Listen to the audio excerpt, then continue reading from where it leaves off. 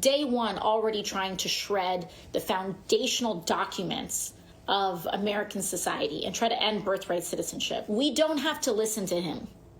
It's illegal. We don't have to treat this seriously. It's a joke. The idea that a president would seek to undermine the Constitution with an executive order is an assault on the basic idea that we live under the rule of law. He's basically saying, if I incite you to riot, if you crush spines and skulls, then I am going to, don't worry about it, you're doing it in my name, for my benefit, I'm just going to pardon you.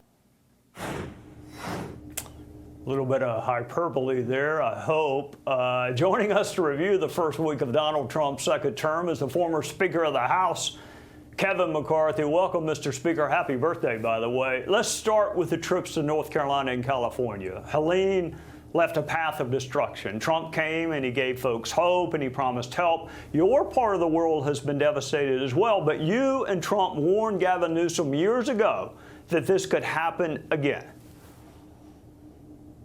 You're correct, Trey. And we went out in 2018 after a devastating fire, and we spent time with Gavin Newsom and Jerry Brown at the time.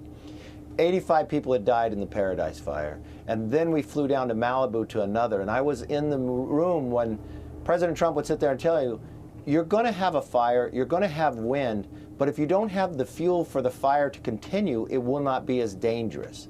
And he lectured Gavin on what needs to do, and Gavin has failed. Now, I just talked to the president yesterday morning, and think about what he did on that one day. He went to North Carolina, which has been devastated and almost ignored.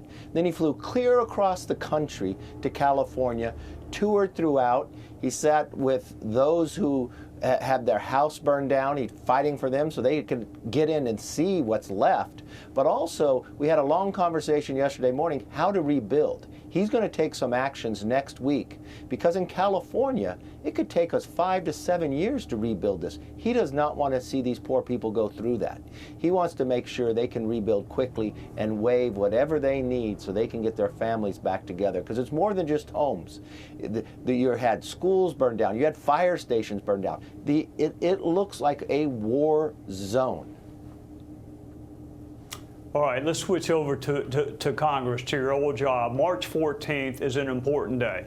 How is the House going to navigate running out of money, raising the debt limit? I mean, Trump asked the House to deal with the debt limit before he took office, and 30 Republicans said no. They rejected his entry. So what are they going to do in March? Well, it's very concerning to me because what President Trump has to now deal with is last year's funding.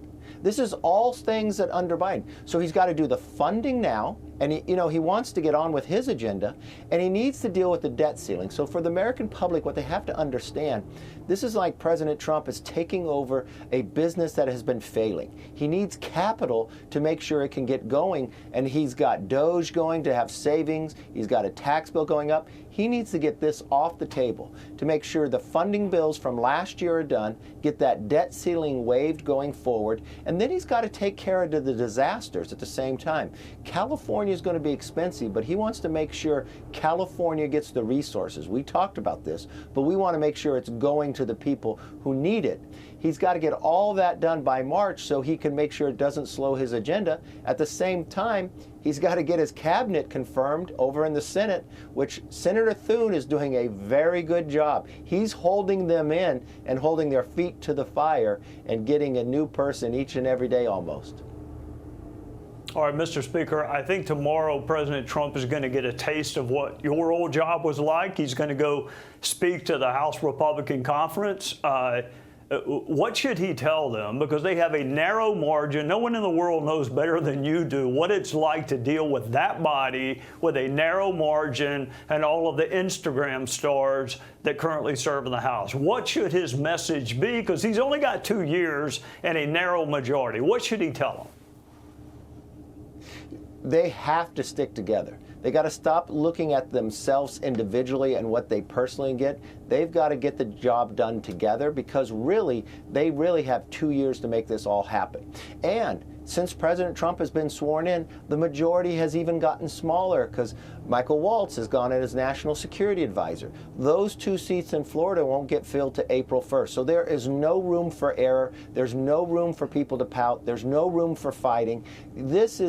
President Trump had a very big election, bigger than what the Republicans had in the House and the Senate. And Trey, for the first time in modern history, the majority in the Senate is bigger than in the House. And when you go to do reconciliation, remember Article 1, Section 7, because you're a great attorney, all tax reform starts in the House. But they have to start by doing last year's funding. They got to focus on going forward, making sure the border's secure, making sure they get energy where they can build and make sure the price of gas comes down, making sure they get the tax bill done correctly. So they can't be fighting among themselves, because if 1 or 2 get upset, it all collapses upon itself. And really, President Trump is the leader. He laid out the agenda. People need to work together to make sure they get it done.